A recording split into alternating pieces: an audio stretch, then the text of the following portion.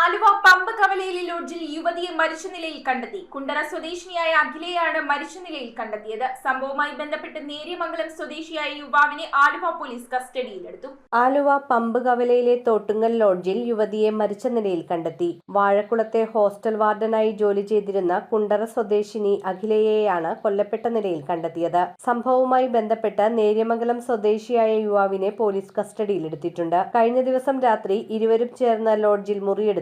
പുലർച്ചെയാണ് അഖിലയെ മരിച്ച നിലയിൽ കണ്ടെത്തിയത്. സംഭവ സമയത്ത് വിനു അമിതമായി മദ്യപിച്ചിരുന്നതായി പോലീസ് പറയുന്നു. 4-ാം മൈലിൽ ഡ്രൈവറായ വിനുവും അഖിലയും ഇതിനു മുൻപും ഇതേ ലോഡ്ജിൽ പലതവണ തങ്ങിയിട്ടുള്ളതായും പോലീസ് പറഞ്ഞു. അഖിലയെ കൊലപ്പെടുത്തിയ ശേഷം വിനു അഖിലയുടെ മൃതദേഹം വീഡിയോ കോളിലൂടെ സുഹൃത്തുക്കളെ കാണിച്ചതായി പറയപ്പെടുന്നു. സുഹൃത്തുക്കളിൽ ഒരാളാണ് പോലീസിനെ വിവരം അറിയിച്ചത്. സംഭവത്തിൽ പോലീസ് വിശദമായ അന്വേഷണം ആരംഭിച്ചു. News bureau, Aluva.